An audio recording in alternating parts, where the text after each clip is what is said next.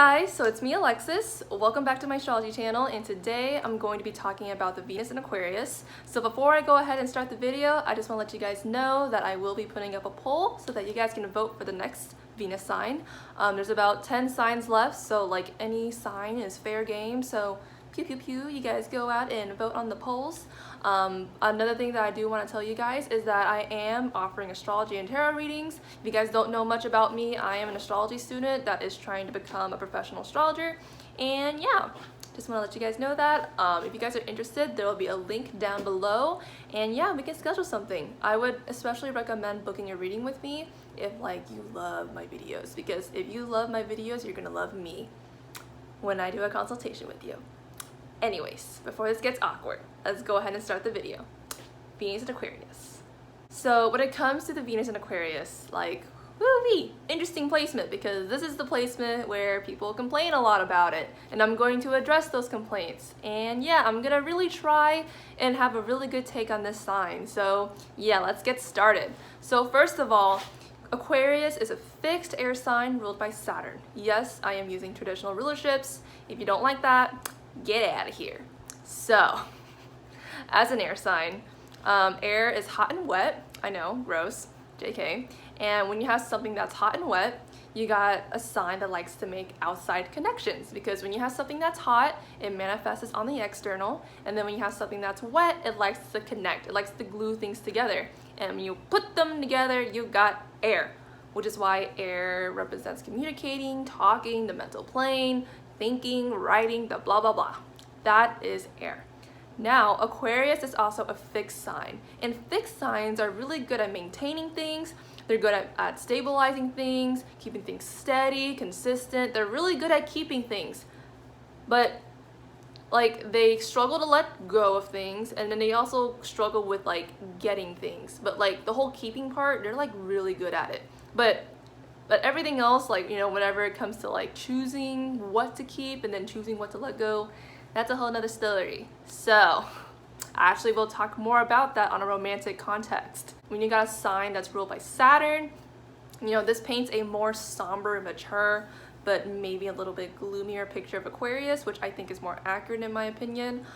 Saturn is the planet of responsibility, maturity, wisdom. This is the planet that's going to kick you in the butt when you're being an idiot. Like, this is the planet that's telling you, like, hey, you gotta wise up, you gotta grow up. That's Saturn for you. So when you put that all together into Aquarius and then you apply that into Venus, you got a very, very interesting lover. Because when you have an Aquarius Venus, when it comes to love, I think for Aquarius, it's a very interesting sign, because this is a sign where when it comes to relationships, almost anything can go, but because anything can go, whatever does fly in the relationship, it better work. It better be effective. So, because a lot of people like to talk about how Aquarius Venuses are very, you know, unique. They like to do unconventional ways of dating. They like to date differently, stuff like that. And I totally agree with that. But the reason why they can do relationships like that, and the reason why they want relationships like that, is because the mindset of an Aquarius Venus is like, if I can relate to somebody on this unconventional, not really tested out, you know, relationship pattern or whatever, like, and it works out and it's fixed, then we can go through anything. So that's why when it comes to, you know, the unconventional, you know, way of dating, when it comes to Aquarius Venus, like, it works out, because for them, their number one priority is that it's effective, it's long-lasting, and it's meaningful. Like, hello, it's a fixed sign ruled by Saturn. So that's why Aquarius Venus relationships could be like polyamorous, it could be monogamous, it could have more than one person, it could, you know, be non-sexual, it could be sexual. Like with an Aquarius Venus, you can, like, it's really cool, because like when you date them, you could do whatever you want. I mean, as long as the boundaries are clear, and they're not just boundaries, but like good boundaries, because, you know, Saturn and, you know, the fixed modality over here, like, is there. So that's why it's really cool. However, because there's the fixed modality and the Saturn rulership there, Aquarius Venus, they have a very, very, very high expectation. And if you fly in Aquarius Venus and you failed at pursuing them, you probably would agree with me, because when it comes to an Aquarius Venus, they won't just take anybody. They really want to take somebody who can last through anything. Like, if you want to know what an Aquarius Venus would want to date, they want to date somebody who can, you know, last through the purge or the apocalypse, the end of the world. They want that person, because for them, they're just like, if you can survive through anything, if you are interesting enough, if you are smart enough, if you're intelligent enough to get through anything, I like you. So if you're trying to, you know, figure out, like, you know, what stereotype a, you know, Aquarius Venus would like, it's going to be that one person who is the last person in a horror movie, the person who is, you know, yeah, the last one standing. Specifically the person in a horror movie, because the last person in a horror movie, they're usually the ones who are the smartest, the most intelligent, and the strongest, and that's what Aquarius would want. So because of that, that's a large bill to fit. And because of that, it takes a while to figure out if someone could actually be like that. And due to that, I think that Aquarius Venus, when it comes to like loving someone in the early stages, they kind of test the people out. It's kind of like the free trial, I guess, like for a product.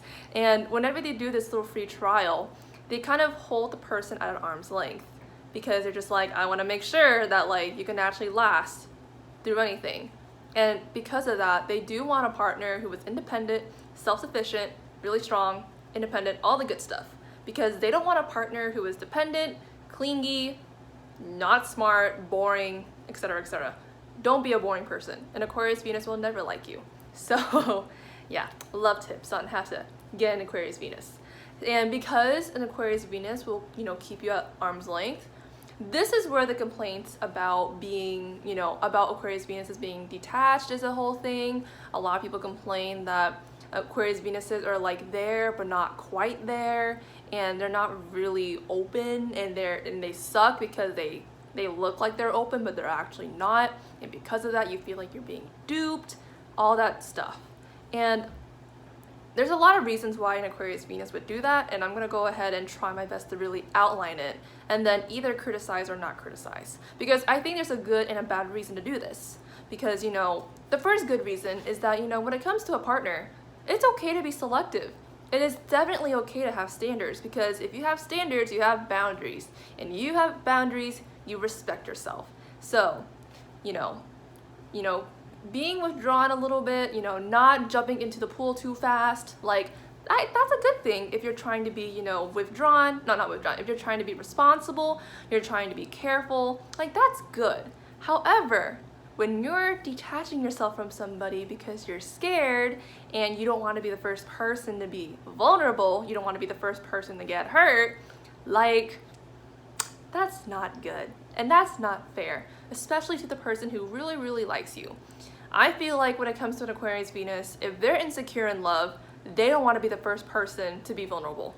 They're just like, I would want you to be vulnerable first, and then I'll be vulnerable. Because they don't want to be the person that gets fucked up first. But here's the problem, Aquarius. You're gonna get fucked up eventually. That's how love is. And because of that, I mean, Saturn over here is going to tell you that, like, you know, amp up your pain tolerance. You're going to get hurt eventually. If you want an effective relationship, that is. Because when it comes to relationships, you have to be vulnerable. And if you're an Aquarius and you're looking at this and you're just kind of like, I'm not sure, like I kind of want to dip my toes in, but then I don't really want to, I don't trust the person, stuff like that. Okay, like fine. Just admit that you're scared. And if you admit that you're scared, then admit that you don't want to be vulnerable either. Because once you do that, then you can at least admit that it's really unfair to hold someone at arm's length when they care about you and they want to make this work, but you don't want to make it work because you're too scared to make it work and you're too scared to, you know, get hurt. So that's the bad reason why, you know, an Aquarius Venus would want to detach themselves and only hold someone at arm's length. Another bad reason is that, you know, with Saturn is that one planet that's always telling you like, hey, you're not good enough. Hey, you suck. Hey, if you do X, Y, and Z, then you actually deserve something. Yeah. Saturn in a bad way can be quite vicious. So another bad reason why an Aquarius Venus could kind of hold you at arm's length is because deep down, they don't think that they deserve the love that their significant other is giving them.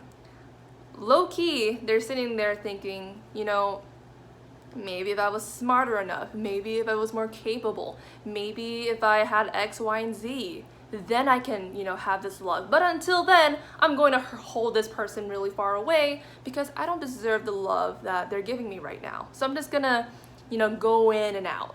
And yeah, that's how it's gonna be. And my big message for you is that you deserve love. You don't need straight A's to have a relationship.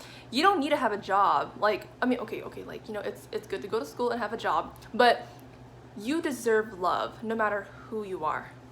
Like, don't act like you have to fulfill a certain checklist to be loved, because you don't need to fulfill that checklist. You need to love yourself, first of all. And for anyone that wants to love you, first of all, that's their choice. And two, you're a human being. Existing sucks. Like, the least that you could deserve is someone loving you because they want to. And until you realize that, I mean, if you keep on holding people at an arm's length, none of your relationships are going to last very long. It's probably going to hurt you in the long run. And because it's going to hurt you in the long run and slowly over time, you're going to lose hope over relationships. And that is the number one thing that I do not want you guys to have. Like, I really want you guys to, you know, trust in yourselves and trust in other people so that you can be vulnerable with them, they can be vulnerable with you, and you can really create something beautiful. You just have to trust yourself. And you also gotta communicate, because as an air sign, you gotta communicate how you feel and get your needs met. Because for you, if you don't get your needs met, you're gonna go fade in and out. Now, the whole fading in and out thing, that's also kind of an interesting thing, because it's not just because of, like, you know, you not feeling like you deserve love, and not just because of you being vulnerable. It just feels like sometimes when it comes to love, like, even if you are secure, even if you are open to being vulnerable, there is this feeling of you just like being there but not really there. And you, for some reason, like, when it comes to your relationships, like, you're scared of feeling alienated. It's kind of like you're in a room full of people that you know, but then, like, at the same time you feel really alone. I feel like that's the ultimate feeling that you can feel whenever, you know, you have an Aquarius Venus. It's like, even though you're with your partner, you don't really feel like you're with your partner.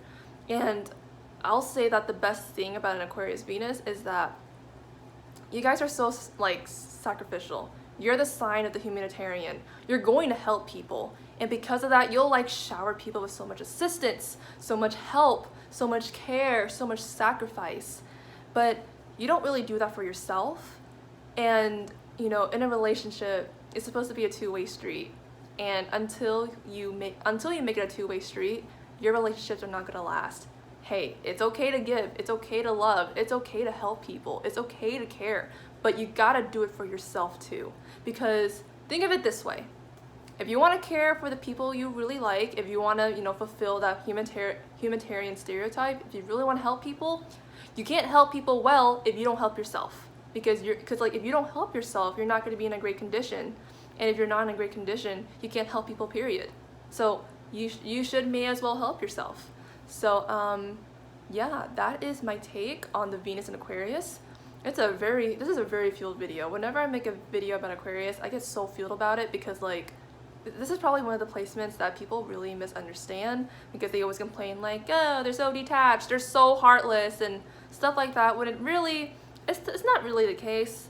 I don't think that, you know, Aquarius Venuses are heartless or whatever you want to say, or cold or whatever.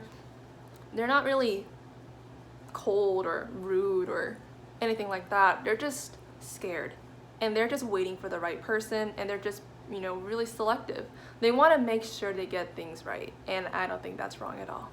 So yeah, that is my video for the Venus and Aquarius. I hope you guys liked the video, and don't forget, I do have a poll at the end of this video. So yeah, thank you guys so much for watching. I will see you guys next week. See ya. Bye.